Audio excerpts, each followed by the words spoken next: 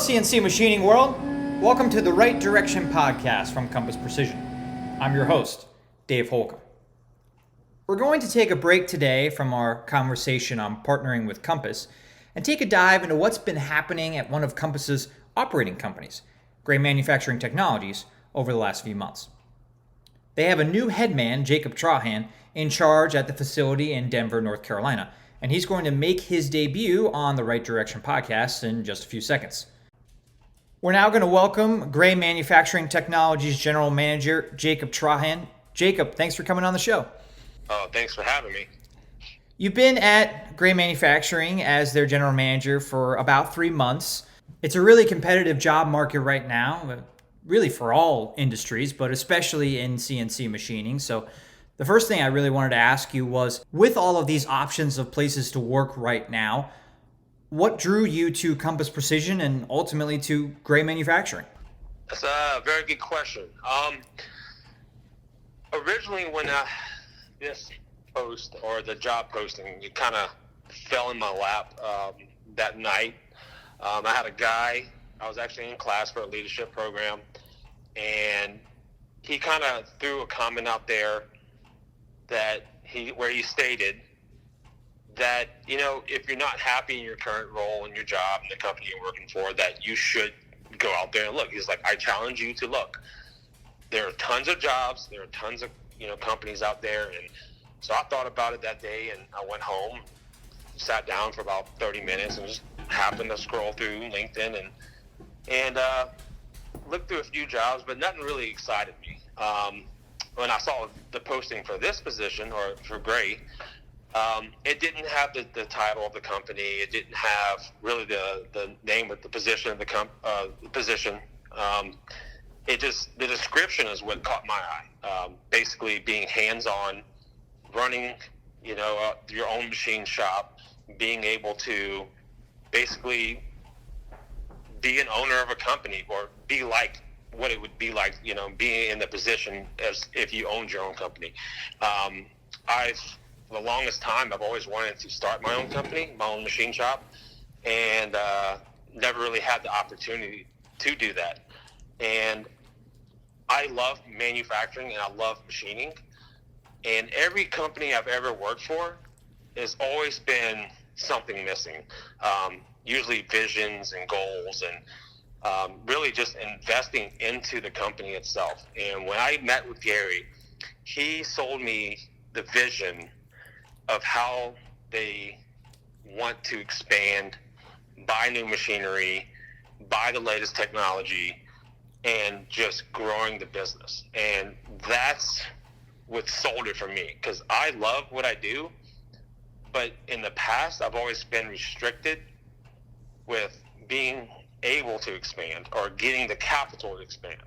And with Gary and the board team, or the board members, they strive very hard on buying new machinery, expanding the company, and just really growing the business, growing the customer base, and just making ourselves better on a daily basis. So in your first 3 months, what have you learned about Gray Manufacturing? Is there something that you have learned that you didn't know before you started? Yeah. When Gary and I first talked, he kind of explained, and when I actually showed up to Gray the first time, and I got the tour of the facility, he showed me all the great machines they have and some of the parts they do, and their complexity really is what he kind of stressed. He said, we love to do the hard stuff. And I thought, well, it can't be that hard. Well, the stuff we do is very hard, very complex, and very time consuming, and it sometimes brings a lot of headaches. But it's good headaches. It's it's the problems we have are good problems to have. It's not it's only going to make us better, basically, So I like the challenges, but I didn't know there were going to be this many at first. I thought it was going to be a lot easier. It basically looks a lot easier than it is. That's kind of been the biggest thing for me. From what I understand, that several of or at least one of your largest customers visited Gray in Denver, North Carolina, your facility there. How did the visit go? I believe they went very well.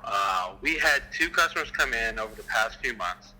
One, they came to see the facility to basically acknowledge that we have the capacity to grow with them. They are increasing their, I would say, bandwidth of how many parts and how many products, how much product they're trying to get out through the door over 2022 by tenfold. So they basically came in, told us how much they're increasing, how much they're ramping up, and they just wanted to make sure we were able to grow with them. They were left very impressed with our 5-axis capability, along with our robots and our pallet change systems, so we can run lights out to get more product through the door to them. The other customer came. It wasn't so much they were trying to see our capability, because I believe they already knew. They just really were in town, I think, on the west side or the east side, and they wanted to check out the facility, see what machines we had, kind of meet everybody. And they're actually coming out in 2 weeks to come visit again, because two of the supply chain managers heard about the other people's visit, so within the same company. So they're coming out to see our facility as well. Moving forward, are you hoping to meet more customers? Oh, absolutely. We've had two other potential customers that have come, visited. We're still working with them. We're trying to expand our customer base right now. Mm-hmm. Yes, we're mainly space exploration and aerospace, but we would like to expand more into probably medical, defense, maybe even gun manufacturing. We don't want to be stuck in one industry. We like to be in as many industries as possible and grow as much as possible. Of course, at the right rate. We don't want to grow too fast, but we are definitely looking on a daily basis to expand our portfolio and our customer base. You mentioned briefly the increase in orders. From what I've heard, the company is slowly increasing its backlog. What do you think is driving all of this new business activity? I think it's a couple factors. One was under previous management, there was a lack of quoting, a lack of responsiveness to the customers. That was one of the first feedbacks I got from the customers was it was taking too long for us to turn a quote around, or they wouldn't hear from us for like weeks ends. And so that was one of the first things I wanted to fix, because that's at the beginning of the process. Getting the quote is one of the first steps of getting the order, and then so on and so on. So I wanted to streamline this process. So immediately I was focusing on getting our RFQ turnaround time to less than 24 hours. We're almost there. We're not there completely. We are, with most quotes, we're within a day, sometimes 2 to 3 days, depending on if we have to get quotes for vendors. Now, since we started doing that, I have seen a lot more quotes come through, requests, or basically RFQs, because we're not saying no. We're quoting everything we can. Mm-hmm. We want to build the backlog as much as possible to basically give more security to the company, so we can focus on the processes and getting more machines in, and basically dialing in our processes to get more throughput to the customer.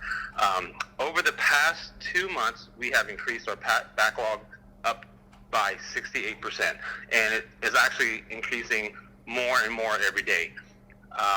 We're seeing more orders pour in on a daily basis, and we're also seeing more customers come to us on a daily basis asking us to complete RFQs, which is great. It's a great problem to have, and I can't do anything but ask for more. So.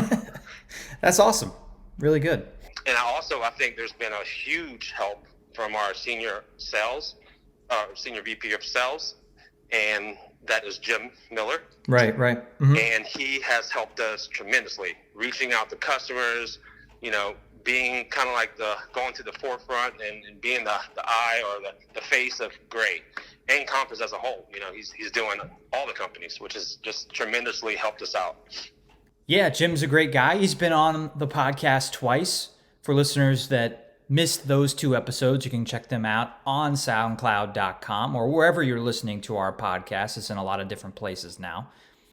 And of course, don't forget to subscribe to our show on whatever your favorite podcast platform is. Today, we're talking with Gray Manufacturing General Manager Jacob Trahan. So, Jacob, other than the quoting step, are there other ways that Gray is winning this new business?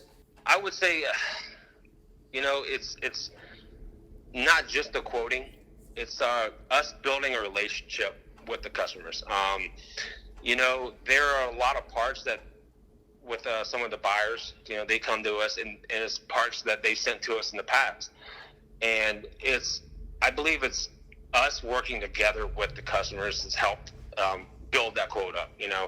Anytime they need something rushed, we try to do our best to make it happen, or I'll go out my way, to do something that we don't normally do just to accommodate them, to help them out. So they help us out.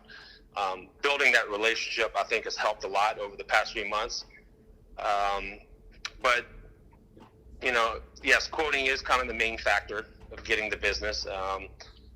But again, we're still trying to grow our business and expand the portfolio. And I know Jim's been helping, and I think, those are the 3 main drivers is Jim, quoting, and then building that relationship, that face-to-face relationship with the customer.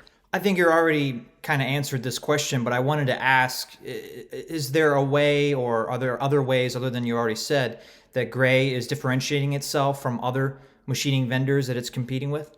Yeah, so, the way I look at it is any customer, or I won't say any customer, but any competition of ours, anybody can go buy a 5-axis machine. Anybody can go buy Mastercam or Esprit and try to program parts.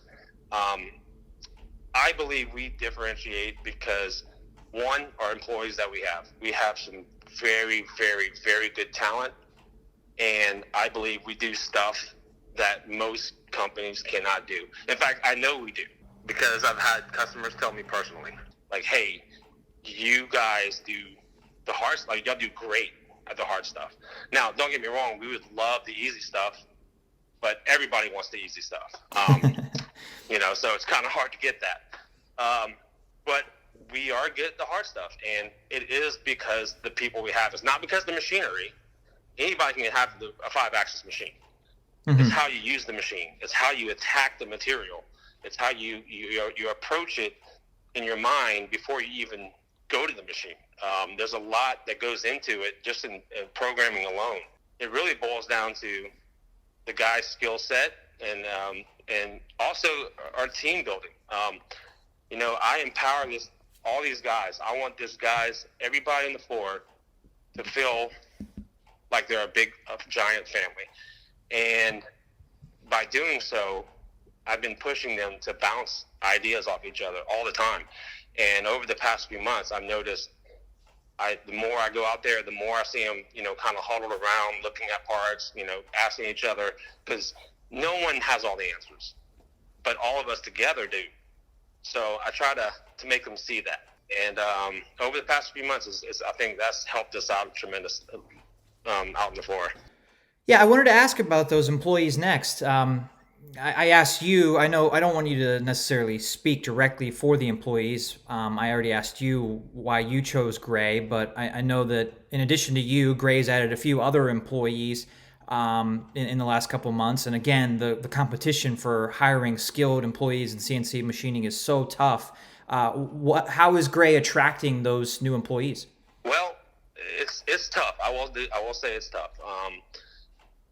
One, for me, from my side, is I have to vet the people that we hire very strenuously. So there's a lot of different aspects, a lot of different attributes that I look at to make sure we're hiring the right people. But 2, I stress to these guys that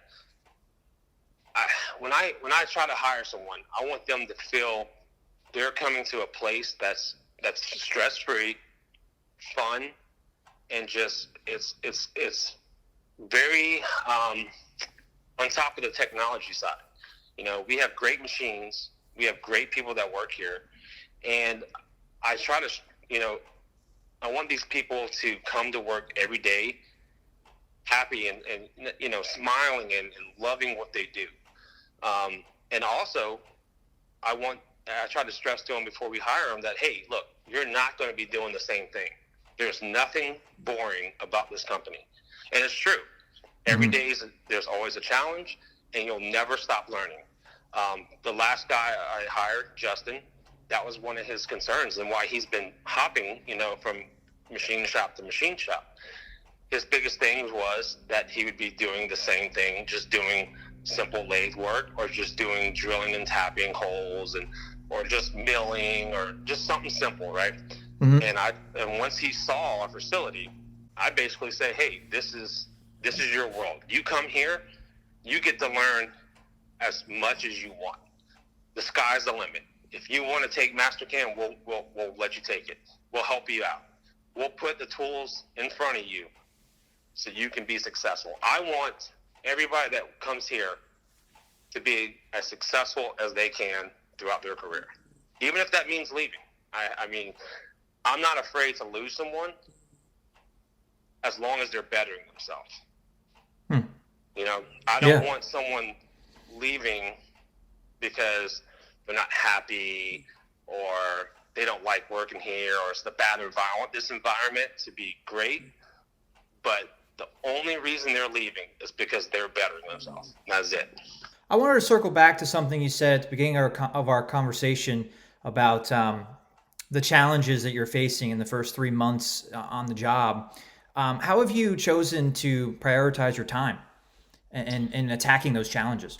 That's a good question. So before starting, I already had the mindset of kind of looking at the company as a whole from step A to step Z, and basically saying, okay, what does it take for us to get a quote, to get parts in the door, to machine them, to send them to OSB, or what are all the steps, and then start at the beginning and solve one at a time.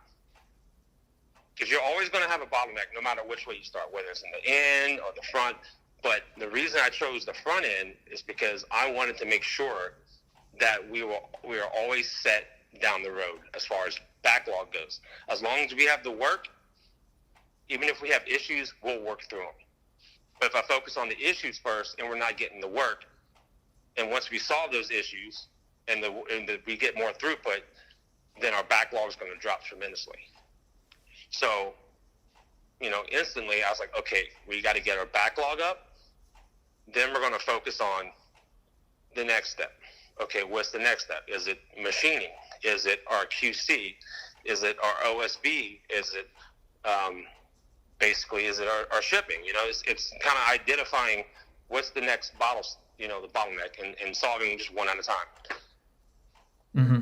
Well, speaking of that bottleneck, one thing that we've seen at other Compass Precision operating companies to solve that bottleneck is adding new equipment.